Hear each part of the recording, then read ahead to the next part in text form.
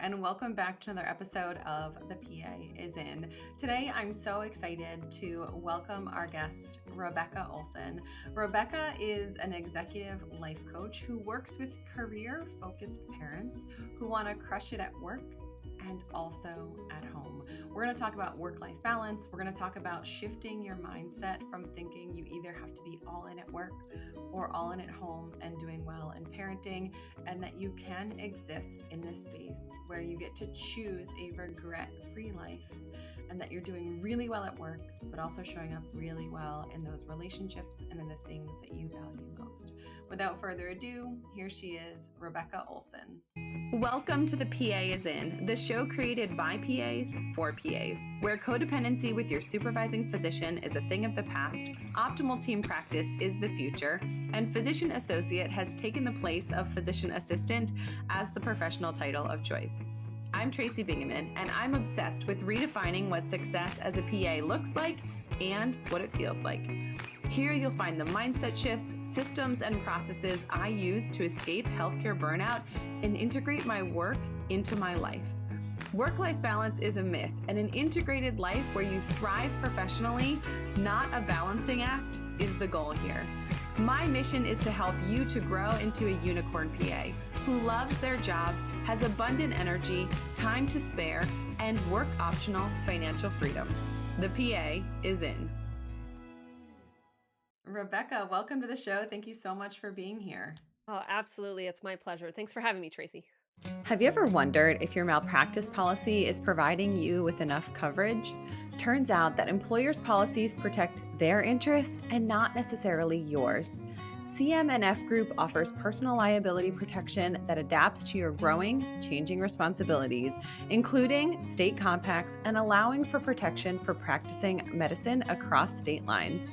From telemedicine to license and HIPAA defense, if it's something that you need protection for, CM&F has you covered. PA students can even enjoy a completely free student policy from your first day as a student until you become a licensed PAC. In a climate where we are hyper aware of charting wording, covering ourselves, and constantly worried about practicing defensive medicine, you can't leave your liability coverage up to chance. Enjoy the peace of mind, exceptional customer service, and find the best comprehensive coverage that fits your practice at www.cmfgroup.com/thepaisin or click the link in the show notes. If you could take a moment to introduce yourself to our listeners, tell us a little bit about you and what you do. Yeah, absolutely. So, I am an executive life coach for ambitious working parents. I like to say parents that want to go all into their career, particularly women that also don't want to feel like they are leaving their family behind. So, they're really like wanting both, right? And having that all in kind of life. I do that in a couple of ways. I work with clients one-on-one. I work with clients in a group setting as well. And then, of course, I have two of my own kiddos. I have an 11-year-old daughter and an 8-year-old son, and they keep me on my toes. I think this is such a great guest for our listeners because there are so many people out there trying to juggle parenthood and the unending demands of being a parent and practicing medicine, which also feels like it comes with its own set of very high demands. And we're sort of constantly triaging at home, at work, who needs us when, and trying to be, all things to all people. So let's start with, I think, one of the biggest hurdles for people who have these important relationships at home and things that they care deeply about at work, which is sort of this quest for work-life balance. I would love to hear your take on, is that possible? Are we searching for something that is, just a myth? Does it exist? Is it attainable? Yeah. It's actually a really important question. It's the first question that I dig into with all of my clients when we start talking about balance, because ultimately that word is completely subjective, right? Like what's balanced to you is different than what's balanced to me. And sometimes I hear about people's life circumstances and I just go, whoa, I could never imagine like living that life. And they're like, oh, I'm living my best life. I love it. It's like, oh, all right. Well, each to their own. So there has to be a moment where we sort of define, what does balance even mean to you? And I know there's a lot of other terminology that people will use out there. You'll hear like work life integration and things like that. I think we all mean the same thing on some level, and I think that's why it's important to define it. But the way that I like to teach about it, like when I give workshops and when I really dig into this with my clients, I teach that balance is ultimately a feeling, right? We're actually talking about a feeling state when we're talking about wanting to experience more balance. We even use the phrase, like we like to say, I want to feel balanced, right? As if it is an emotion itself. I'm not really sure if I would call balance an emotion, but I do think what we are chasing is this sort of emotional experience, right? And that emotion experience is found in our bodies ultimately. That's where we house our emotions, right? And so I do absolutely believe in any circumstance we can experience, like we can have that kind of calm, unshakable, grounded, kind of anchoring, balanced feeling. Those are all words and terms I hear other people use to sort of describe that feeling. I absolutely think that that's possible for us, no matter what our circumstances are, because we ultimately are 100% in control of how we feel and how we respond based on that feeling and all of that. So, It's so fascinating because that description of balance, that peace, that calm, that centeredness is the exact opposite of how I felt as a new parent and as a new clinician, right? I felt like I felt like things were just coming at me and no one had taught me how to say no so that I could be at home. And I feel like I spent the first several years of practice, which also happened to coincide with my first several years of motherhood, which is sort of like the 1-2 punch, like realizing I I would spend time at work worried about my family, and I would spend time at home thinking about work, and I was never fully present in either one of those situations. What advice do you have for us, for the person who's sort of worrying that school is going to call while they're in the operating room, and then worried about their patients when they're at home trying to get their family fed dinner? yeah, I mean, we could talk about this on so many different levels, but one of the state that you're describing, it's kind of like the opposite of balance, right? That kind of frazzled, stressed, overwhelmed state. That's sort of the antithesis, right? That experience is basically like your nervous system run amok, right? You're on high alert. You can literally feel it. It's like your hands pulse, right? Your heart beats faster. You have this kind of like racing in your stomach, right?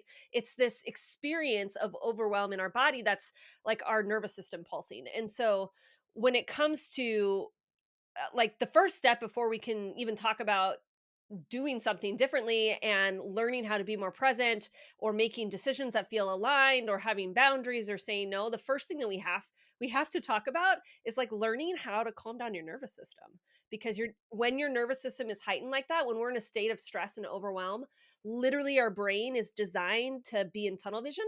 It's designed to only think about the things that are right in front of us.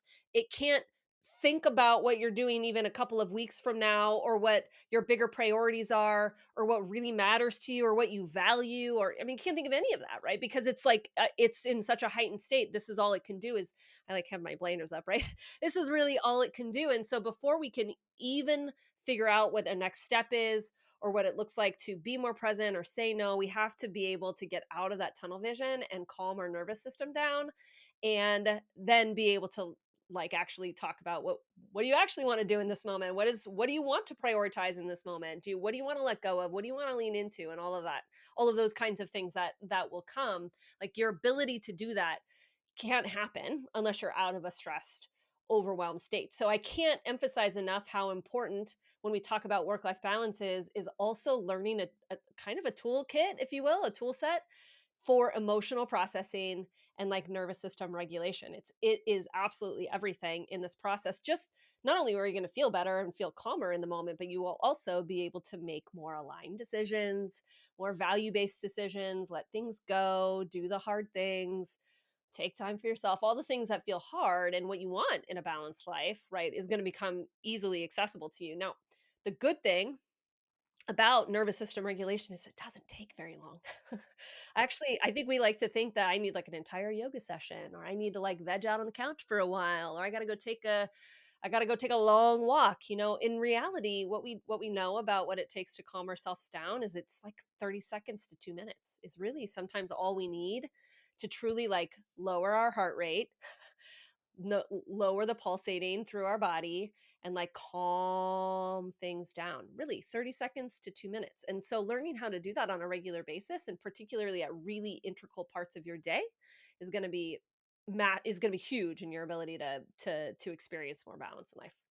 And in medicine, we're sort of constantly being asked to go from very high stress situations to lunch. Like it's not uncommon to be like you're in the ER, you're coding someone, they live or don't live, and then you have to wash your hands and walk next door and ask someone about their earache.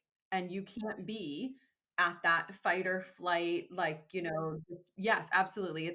It's really hard to think critically. It's really hard to act rationally and calmly. And that's what we need to do in those situations and to be able to connect with people.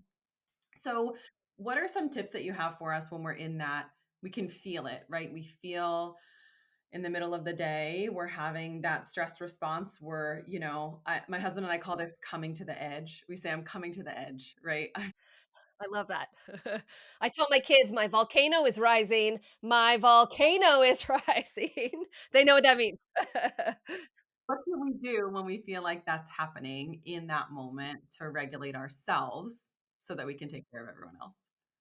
Yeah. So I mean, I walk my clients through a 6-step process. I designed it for people that this is like brand new information for, right? And have never really thought about emotional regulation or nervous system regulation in this way. And to be honest, I remember when somebody talked to me about like feeling my emotions and experience in my body. And I remember looking at them going, "What are you talking about? Like, I don't know. I don't experience that in my body. What are you talking?" Now 9 years later or something like that, being a coach, I'm like, oh my gosh, this is everything. So at the beginning, I was like oblivious, right? So I had to kind of almost create for myself tools that really worked to help me almost logically understand what I was supposed to do in these moments to really feel my feelings. And so I like to talk about it in kind of two ways. There are kind of in the moment tools when you recognize that you are feeling overwhelmed and you are feeling stressed out and your nervous system is running amok. And then there are what I like to call preventative tools, right? Where you kind of lessen the amount of time that you feel overwhelmed or stressed. Like you lessen the triggers altogether. And I think we can do both, right? And that we should be developing kind of that toolkit for both. So in the moment, really, again, 30 seconds to 2 minutes, it can be as simple as pausing for a moment. I mean, in this case, it'd be like going from the operating room to going to the earache, using that example. It's not, it's, on some level, I've had to coach some of my doctor clients in this way. It's like, it's probably better for you to let that client sit there another minute, 2 minutes tops, than it is to race in there with your nervous system amok, right? Just let them wait. And while you're letting them wait, what you're doing is you're stopping for a moment, you're noticing how your body is feeling, you're noticing the fluttering in your chest, you're kind of labeling it. It's like, okay, I'm feeling really stressed out right now. I'm feeling really overwhelmed, whatever emotion you decide to label it. And you sort of take your mind inward. And this is where, we all know about how important deep breathing is, right? This is where you can literally take a bunch of deep breaths, imagining your heart rate going down, imagining your whole body calming and back into a calm state, right? Our mind can actually create that in our body on some level. So doing that, and then usually I like, once you've noticed that your heart rate has gone down, I like to say, I like to get into more of like an intentional feeling space. So I might ask myself a really quick question like, okay, how do I know everything's okay right now? Or how do I know that I'm really great at what I do? How do I know that I'm going to be fine at the end of the day? What's the most important thing I focus on right now? Some sort of very intentional focused question that leads you into the next moment with a more intentional like energy space, if you will. And then you just execute upon that, right? That whole thing, again, maybe a minute, two at most, right? That's really all it takes for us to get to that a much more calm state. I'm not going to say that your heart rate's going to go completely back to where it should be, but you can do quite a lot in just that level of intentionality. Yeah. And it's such an important reminder. I remember I had a coach once who was talking to me about just like you're describing emotions and like, can you name the emotion and then take a minute? What does that emotion feel like inside of your body? And I was like, I don't know what you're saying. Like, I don't know the name of any emotions, and I don't know what body parts I have. Like, I just remembered like, I'm like, for someone who's very familiar with anatomy, I suddenly know nothing about bodies. Give all my clients a feelings wheel for just this reason, so we can explore naming things, right? Because we often use thought to describe, well, that just feels like I'm gonna be behind. Okay, well, that's not an emotion. So let's talk about that. It was a fascinating exercise, and it really helped me to get in the habit of checking in with myself throughout the day. And I think that's something that in healthcare we're sort of trained out of. If we ever were good at it at all, which I'm not sure that I was, in healthcare you have to set it aside. You can't go into the code crying, right? So you have to set aside your own feelings so that you can show up and take care of people. But the piece that we're missing is sort of circling back and saying, okay, now the acute problem is solved, is handled. How am I doing with, sort of analyzing that? And that's a big piece that I think that's what leads to burnout in so many clinicians is that the stress just mounts and mounts. And then we're like, this is normal. It's normal to feel stressed 24 hours a day. This is just what we signed up for. And that's why we have so many burned out clinicians. And then add to that parenting, it's just the recipe for overwhelm all the time. Absolutely. And some are not going to be able to be in tune with their need to sort of emotionally regulate throughout the day. I get that. That's actually, I think it's almost like a skill set to have that level of awareness. It's taken me a long time to get familiar with what some of those emotions feel like for me and my body. And so what I tell my clients that are pretty new at it is I say to do some regular check-ins with yourself on this at really integral times.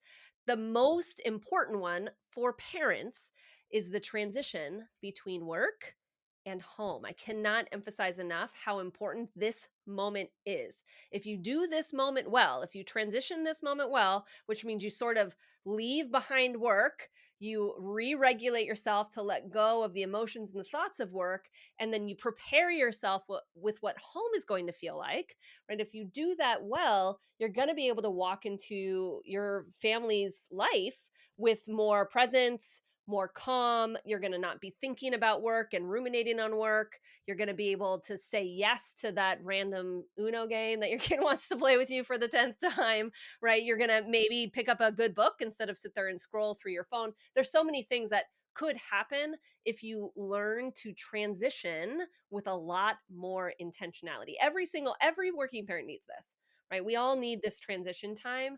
I usually tell my clients it's about 15 or 20 minutes is the ideal time to really like let yourself go through an intentional process. And I'm not saying like I have clients that are like, oh yeah, my commute, I'll go, it's like 30 minutes. And so that's kind of my transition time. And I say, I hear you. And I think you have to be really intentional with how you spend this time if you want it to have the effect that you want it to. I assume that you want it to have, like that presence that you want at home, right? And so that's a moment where you can walk yourself through some deep breathing, some reflection on your day, where you intentionally let go of what's going on throughout the day. You pick out a journal and you write. I'll have my clients sit either in their car before they leave if if they work in an office, right? Or sit in front of their house before they walk into the door with a journal in hand and like some really intentional questions that I give them to help them really let go of the day so that they can be the parent that they want to be, right? Like our time with our kids, particularly in the evenings,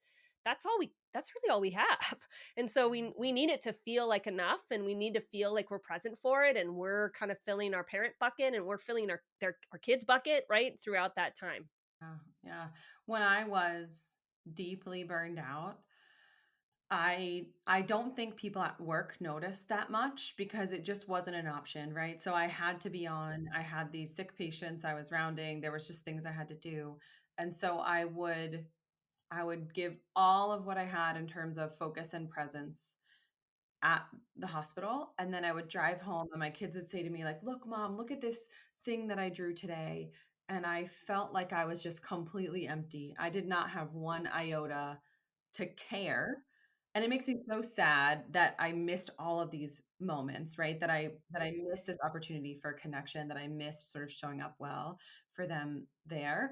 Can you speak to that person who is super burned out, who is like, that sounds amazing, and what you're describing is nothing like what I'm experiencing in my day-to-day life. What are some small things that we can do to really be intentional with that transition, or other things to help us in both arenas when we're feeling burned out? I think a lot of our certainly a lot of our presence is drained from the way we're processing or thinking about things, right? We have to sort of take back our thought life or our mindset in order to gain some of that energy loss back, right, into our day and some of our presence and so forth. And so sort of what I mean by that is we have as women, I mean as human beings, but for sure as women, we have a a a highly critical internal voice, right? That's based in survival. It's there to help us make sure that we remain alive for as long as possible. And the best way to do that is to constantly point out all of the ways that we're failing everyone and everything that we're doing wrong and all the things that we could be doing better and how we're falling short. Like that's literally how our brain was designed. We have to be intentional with flipping that switch and shifting the way we think to develop what I like to call your inner cheerleader. Right? We have an inner cheerleader in there, but she's very quiet. And we need to make her much, much, much, much more dominant. And we can do that. I come back to what I was saying earlier around like two different types of practices, like those in the moment practices and the preventative practices. I think developing that inner cheerleading voice happens a lot in those preventative moments, meaning not while you're trying at the thick of it, right, with your clients or in the middle of the stress of the day, that your brain is already probably running amok at that point. We have to do it at quieter parts in the day, our mornings, our commutes, right before we walk in the door, as we go to bed, as you sit there and pee. Like there's so many times that you can actually start to clue into thinking more intentionally about yourself, right? Really leaning into what makes me amazing? How do I know I'm great at my job? How do I know I'm a wonderful mom? How do I know I'm living the life that I've always wanted to live? What's evidence of all of these things? We know the evidence of how those things aren't true, but it's not that black and white, right? There are things that you're doing amazingly well and you're great at, and then there are things that you're not, right? We're just wanting to kind of shine a flashlight in our mind to the things that feel really positive and really good about us, right? I like to say that the most powerful things that we think all day, like the most important thoughts we think our day all day, are the thoughts that start with I am, are the thoughts that we think about us, right? And so really cultivating an internal dialogue that supports us is highly important and really really critical in a life that feels balanced and a life that we can be present in and so forth. I like to lean into even affirmations. I literally write bullet point affirmations sometimes as I'm just sitting there. Random statements. You don't even have to always believe everything you're saying at first. It's kind of a trick actually. It's like I just want you to get it down on paper first. We'll get to the point where you'll start believing it. But at first I want you to just get in a practice of like saying the words. I promise if you start saying the words and you do it repeatedly, you're going to get on board with its truth eventually, but it just starts with remembering and believing how awesome you are because you are a freaking rock star, right? And we just need you to like get on board with that idea.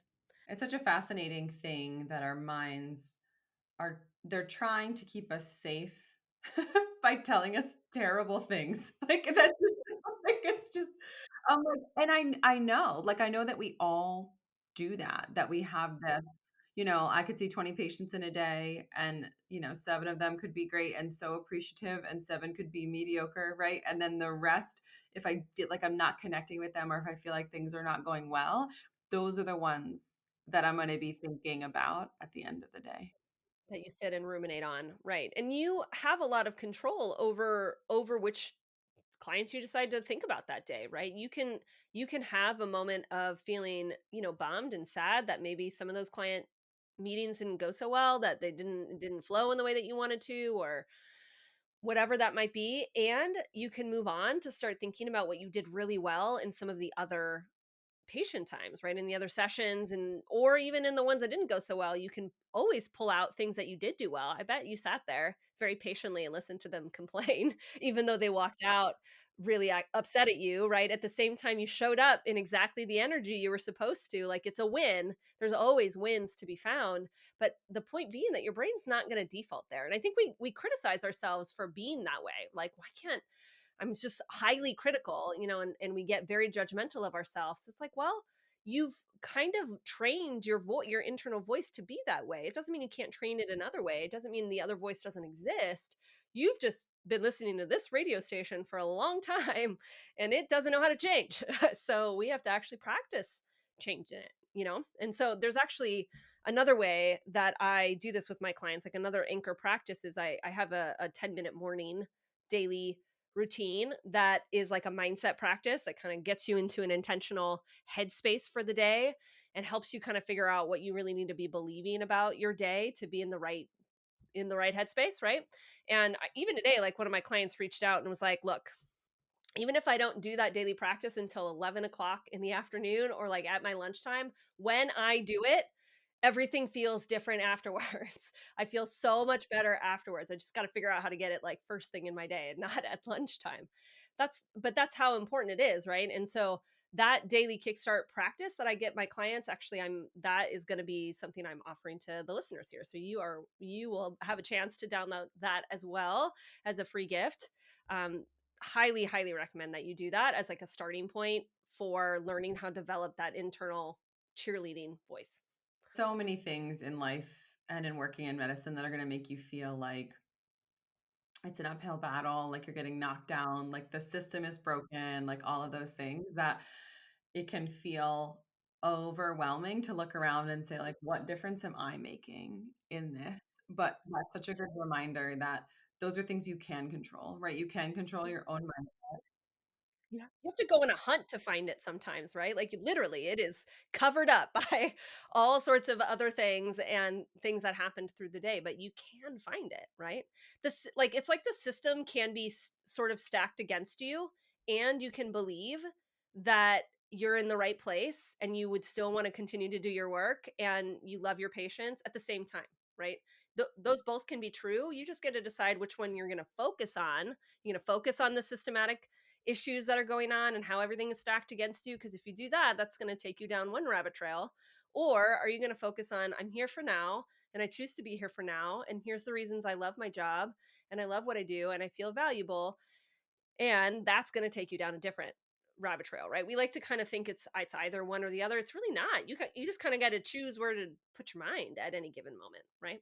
And I also think healthcare and medicine attract a certain type of person, and that person wants to take care of others, cares deeply about helping other people to feel better, and that also predisposes us to be terrible with boundaries. Like, boundaries, never heard of them. I I think when you first get out, especially as a new graduate, I think you're trying to so hard to prove yourself that you are worthy, that you will see that extra patient, sign up for that extra shift, do all of these things so that you can prove to everyone else that you belong, that you have value, that you are a team player. That then it's hard to build boundaries where you have been so eager to sacrifice yourself for everyone else. So, what can you tell us about building boundaries that are actually strong and communicated and enforceable? We could go down a lot of different paths as we talk about boundaries. Boundaries are one of those topics that we all know that is necessary if we're going to create balance in our life and focus and kind of have the regret free life that we want. But actually executing on them is very, very challenging, right? And so it's like simple to talk about, but I totally understand that it is hard to actually execute on, right? And so I want to break it down as simple as I can, but recognizing that I understand these things aren't necessarily easy to do, but they are simple on some level, right? And that kind of helps because a lot of times we think about boundaries like, I don't really know, I don't know how to say no, I don't know what to do, and then we feel very confused and it feels really big and it feels impossible and habit change is impossible, all these things, right? So I mean, it starts with really understanding, I think, what a boundary is, and there's a lot of ways we can frame it up. But the way I like to think about it, and like the image that comes to mind for me, is I think about a fence, a boundary, right, around like a house, if you will. Your fence is your protective layer between that is protecting on the inside the things that are most important to you and keeping out the things that are not important to you or are less important to you on some level, right? And so in the same way, our boundaries in our life should be protecting the things that matter most to us. Our goals, our mindset, our family, our energy, our self-care, our however you want to label it, our marriage, all these things that we want to protect. I always tell my clients to get as specific as possible as they can. Like I was generalizing there, but I would rather than saying, for example, my family is a priority. You can't really prioritize your family all the time, but what you can, if you got specific, is like 5 p.m. dinner is a priority for me, right? That is really specific that your brain can look at and say that is actionable to me actually. So I can learn how to protect 5 p.m. dinner if I've decided that that's most important to me. Or for me, my kid tuck-in time is really important, so that's something that I tend to protect a lot and don't give up very often. And so getting really specific is one, and making sure that what as you visualize this, the thing that's on the inside are those things that are most important to you. Now, of course, we don't have a physical boundary around those things. Wouldn't it be nice if we did? But that's not what we're really talking about here. So that physical boundary that we're talking about, that fence, is our yes and our no. It's our decision ultimately that either chooses it's to protect the things that matter to us. It's our decisions protect things that don't align with us or don't matter to us as much, right? So, and we make 30,000 decisions a day. We make a lot of decisions, most of them not consciously. And so, recognizing that we make micro decisions all throughout the day to either uphold our priorities and our values and those moments in our day that are most important or not ultimately, right? And so the other thing to recognize is that those, particularly those conscious making decision moments, like when we're actually deciding what to be prioritizing or not, those decision making moments are also emotion filled moments, right? They are moments where we are feeling big feelings, likely because we're about to say no to someone and we don't want them to be disappointed, or we're going to say no to being on time to something that we really wish that we were going to be on time for, or we're going to say no and somebody's going to yell at us because of it, or we're going to say no because we need to get out there with our girlfriends and so our kids are just going to be upset that we're gone, or whatever it is, right? Those decision making moments are actually big emotion filled moments as well.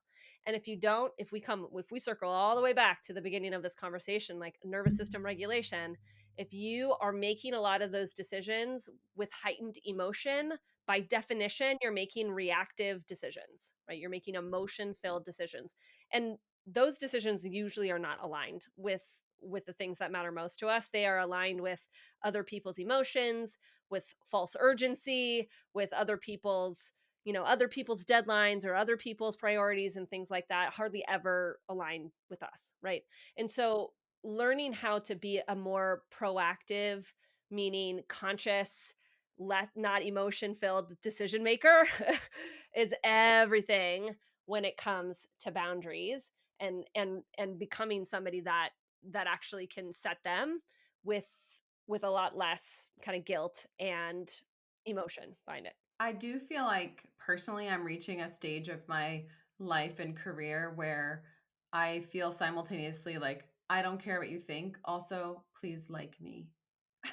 Like, also, please like and respect me and know that I do care, even though I sometimes say no. Like, why do we feel like we have to qualify our no? It's just Yeah. Well, I think there's like boundaries don't feel good. Like inherently saying no to someone or something that is either, is going to produce some negative emotion in them, or is just saying no to a good thing, because a lot of times that's what we're doing. We're saying no to a good thing. We wish that we could do exactly what that patient wanted and please them.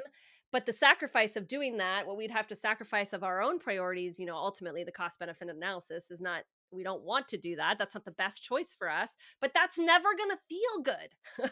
I think we want to believe that we should be able to say no and hold to those boundaries with this kind of numbness. Like that's not who you are, right? You are a people first person. And so that's going to have some hard feelings associated to it. That doesn't mean you're making the wrong decision, because that's what we like to do as well, right? It feels bad to say no. And so then we kind of tell ourselves a story. Well, that must mean that maybe I'm making the wrong decision and I really should be doing that, because otherwise I wouldn't feel this way, right? We make up a lot of decisions or a lot of stories about that.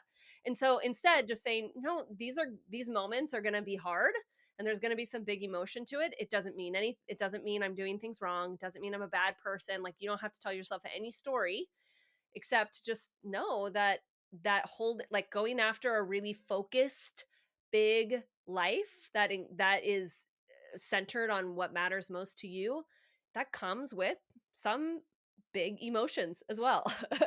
And that's okay. I actually see it as a sign of you're doing a lot of things right if that's happening, right? If you didn't have those big feelings, you're probably not going after big enough things because things don't matter enough to you, right? And so I actually think it's a good sign. That's an important reminder. Yeah, that just having feelings about it doesn't necessarily make it wrong. Means that they're there. Yep. And so we're talking a lot about emotions here. It's so because I got to debunk this a lot with my clients too, and really like break down negative emotions. Sometimes I even challenge them, and I'll say, "Why is it okay that you feel bad in that moment? Why is it okay for you to feel guilty sometimes? Why is it okay that you get upset about that? Like, why is it okay to be frustrated?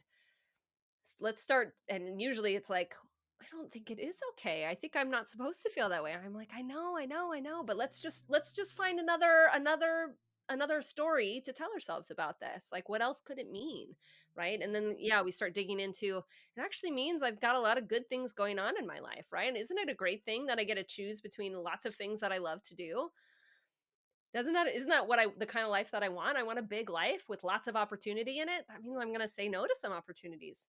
Okay, that's okay, right? So it's that reframe, I think, is a really important part of putting up boundaries and reframing the no as not necessarily being, hey, a great thing, but reframing the no as being, it doesn't have to mean anything bad or wrong when you get to decide what it means, and choosing a story or a frame of it that's really helpful to you. So, speaking of reframes, one that I think clinicians stub their toe on a lot is this idea that you can either be a clinical badass or be an executive leader, do some of these things that are sort of big, grand career wise, but you can't do it and show up well in your relationship or and have this robust personal life, that it's either or, that you have to pick a lane and either lean in professionally or lean in personally, but it's impossible to do both at once. Right.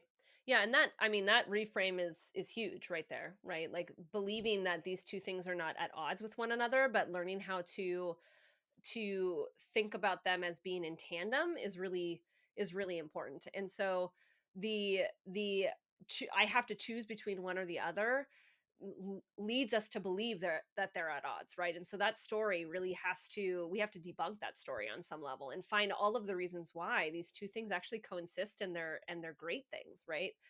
I really 100% believe that my working full time, being a coach, owning my business, like my kids are better off because of it. Not just because I would be a terrible stay-at-home mom, because I would, but not just because of that, but because I believe so deeply that as my kids watch me go after something passionately, I'm giving them the best opportunity to do the same in their own life, right? And I could go into so much research that would start to talk about how important that is, and particularly for girls, right? Because my mom was a full-time worker and really passionate about her job, like statistically would show I'll actually make more money than she will in the end, and that I'll have a bigger career. Like these things can be generational in some way. So I can start to get into like what I love about being or how important it is my work is to my family and what that does.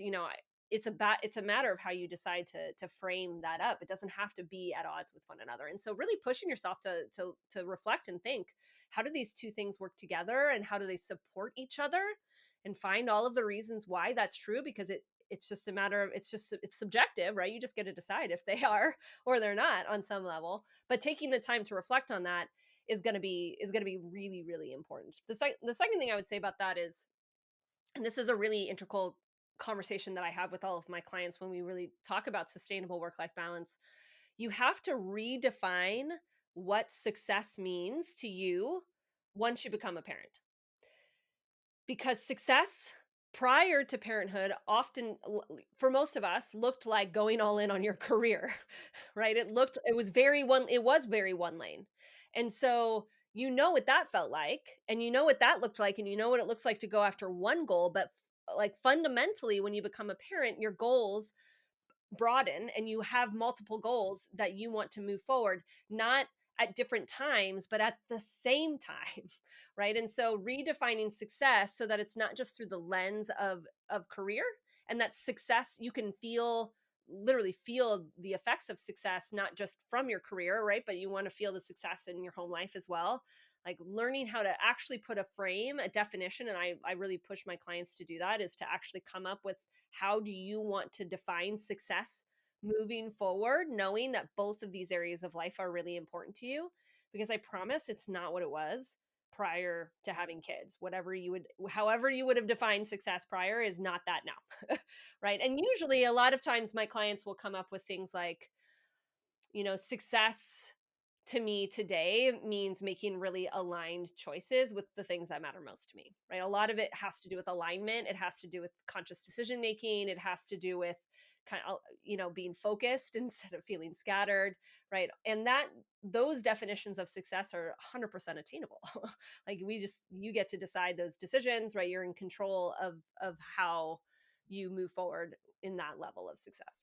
Yeah, yeah. And I think when I think about that as a parent of young kids, I think about things like being able to block my clinic so that I can get to the Halloween parade, right? It's like these these like just very things that as a clinician without kids, I had no one to worry about but myself and my patients and my clinical abilities. And now it just looks different. It can't not. It's such a huge shift and a huge change, that like parenthood, you're a parent for life. Like once you get in, there's no way out. Like you're just for the rest of your life, there are these humans, whatever age they are, and they will always be yours. And just to be clear, like you don't have to go to your kid's Halloween parade. Like that isn't my definition of success. It certainly doesn't have to be yours, right? You get to decide. But if you don't decide, you will likely take on everybody else's cultural view of success,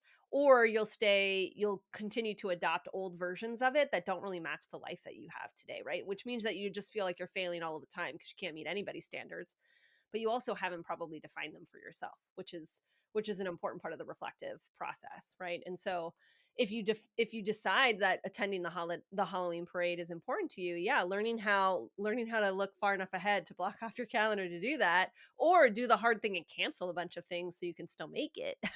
You can do that too, right? If you decide it's really important to you. I mean, a great example of this was just yesterday. I was supposed to go into my son's classroom to run an art project. There was a couple of parents that were working with me on doing this, and I really last week I looked at my schedule and I looked at what November is going to have. I don't know about you, but it's no school November for us. Like there's so many days that my kids don't have school in November. It's like weird, it's wild. And that has an impact on me and my ability to work. And so I just couldn't take off another couple. I just needed to get more stuff done, right? In order to accommodate what I could see was going to come up in the month. And so I ended up declining, and I felt, I felt bad about it. I felt like I had committed to this thing, and then I had to turn to the parents and the teacher and be like, I can't make it. I knew they were going to be fine. They didn't necessarily need me. My son was bummed. It was what it was, but I can feel kind of bad about that, but also it feels so aligned. It was exactly what I needed to do. I needed that time because I had already blocked it out. It meant it was a clear several hours just to get some things done that I needed done. Everything about it makes sense. It goes in my fence, right? 100% it goes in my fence, and I wouldn't change it at all, but it still had some of those emotions behind it, right? And so making all of those types of like in classroom events, that's not my definition of success. So it's not, it's okay. I'm able to let it go because I'm so clear on that. And it's never going to be the same. I think that's the other thing that society has tricked us or told us, or we've told ourselves, that it should look the same. That when I look around at my classmates or colleagues or people who I went to school with, um, and you're tempted to like cheat off their paper, like what are they doing? Like, should I be valuing competitive youth sports the way they're valuing, right? Like, or whatever it is, right? That there's like, unless you are so clear in what matters to you and what matters to your family, it's really easy to be in your face of social media, the looking around and talking to other mom friends that you're like, oh, I think maybe I'm doing it wrong. I think I like the analogy of cheating off of a test because I think that is what we do, forgetting that all the answers to the test were subjective. Like they just got to write their own answers and it didn't matter. They were going to get 100% no matter what. Just like you get to decide, you get to write your own answers and be 100% no matter what, right? Because almost all of our life choices are completely subjective choices where we just get to decide what's right for us. And I know that that's really hard for a lot of like perfectionists. It's Or like science people, like we want a right answer. We want one right answer. We want a right answer. I know, but I don't know about you, I'm 43, and as I get older and older, and I'm recognizing like life is so much more subjective than it ever has been before, and I just get to decide. And so I need to build for myself a North Star in how I make some of those decisions. Again, that's like what's inside of your fence. That's a piece of your North Star. Those are very clear, defined priorities and ways that you want to define success and the ways you want to tell your story and your family story and your life story. Like you get to protect that. You get to decide it first and then learn how to protect it by saying no to the things that don't fit into those stories and don't fit into your goals and to your priorities and to the things that you value. In your experience working with clients, how often do you see what they're keeping inside the fence changing seasonally or as life stages change? Like, is this my values are my values for life, or my values are my values in this season of young kids parenting, and they'll be different in 20 years? I just, interestingly, I just had an interview with a client of mine. We were just talking about this, and the way she actually described it, having done this work with me, is she said what she really learned is that her values don't really change much. The values kind of are the values, but how we prioritize those values changes based upon the seasons of life and circumstances, right? The priorities definitely change, but we should be able to connect the priorities, like we should be able to ladder them up to bigger values, right? And so when we start talking about value based living, right, we're talking about, again, a lot of subjective words on some front about what you value and what's most important to you. But then we got to go one step further and we'll say, well, what does it look like on a day-to-day basis to live that out, right? What are you actually prioritizing? What would be evidence that you're living that out in your life, in a way that aligns with you, so that we can get crystal clear about if family is a value, right? You're living that out by making it to 5 p.m. dinner, by being there at, tuck-in time at bedtime most nights, by sitting and having focused time with them in the morning when they wake up, by making their lunches, by whatever you decide that is great. We want your brain to feel that level of clarity though around what it looks like to live out those bigger values, right? That way it has vision behind it. Otherwise you're kind of just sort of hope you're kind of like living life without a map, and you're just kind of hoping that you get to some sort of destination, but you're not really sure what the destination is, and it all just feels like you're confused and going in circles and swirling. Well, because you probably are. You never told your brain how to define it. You never told your brain what is most important in it. Yeah, where we're going and how we'll know when we've arrived. Oh, when we arrive. Absolutely. Yep. Yep. It's the clarity. I can't emphasize enough, like the clarity piece of the work-life balance journey, right? It starts with getting crystal clear first on what's most important to you, what you care about, what your priorities are, how you want to define success, or some of these other key points in life as well, or kind of subjective ideas. How do you want to define balance, right? That's a first conversation I have with a lot of clients and so forth. So it starts with clarity, so you have a sense of the end destination, and now you get to work backwards a little bit and say, okay, well, where in life are these things not aligned? What do I need to do? What would it look like if they were? What do I need to do in order to make that happen? Right. And when you have that level of clarity, oftentimes that brings about a lot of natural motivation, right? It's easier for you to say no when you feel crystal clear around what you should be saying yes to and what you should be saying no to. It'll make that moment easier for you because your brain is clearly connecting the no to the yes at the other end, right? And so that although still might feel bad, it will make it easier for you to hold up to that boundary and say no if needed. Absolutely. So if people are thinking, hey, I need a coach like Rebecca in my life, I want to follow along and see what you're working on, where's the best place for them to learn more, get your free guides, connect and follow you online? Yeah. So my website gives you a bunch of information about me and what it looks like to work with me one on one, what it looks like to join one of my ambitious and balanced group coaching cohorts. So that's RebeccaOlsonCoaching.com. And that's all the information in there. And the daily kickstart that I talked about earlier, again, I'm so excited to be able to offer this. My clients come back to me time and time again and say, this is the practice. Like this changed everything for me when you really get into the rhythm of doing it. And so I think we're going to have a link to that in the show notes. But I believe it's at ambitiousandbalanced.com/daily-kickstart. My favorite platform is LinkedIn. So you can definitely find me on LinkedIn. Look me up there. I can't remember my handle off the top of my head, but you look up Rebecca Olson Coaching, you're going to find it. And I am active on Instagram as well, but I have a newsletter on LinkedIn. I'm very active in a lot of conversations right there. It's a great place to connect with me personally. Send me a message. Love to connect with you. Awesome. Well, thank you so much for sharing your wisdom. I know this is going to land with so many of our listeners, so we really appreciate you taking the time. Oh, absolutely. It's my pleasure. Thank you for having me again, Tracy. I love any conversation that reminds us that figuring out what we deeply value, the things that we want to keep inside of that fence and protect with our boundaries, is unique and deeply personal. That what works for me is not necessarily what's going to work for you, but learning how to build boundaries as a healthcare provider is, in fact, a non negotiable. Thank you, as always, for tuning in to another episode of The PA is In. That's all for today. This PA is out.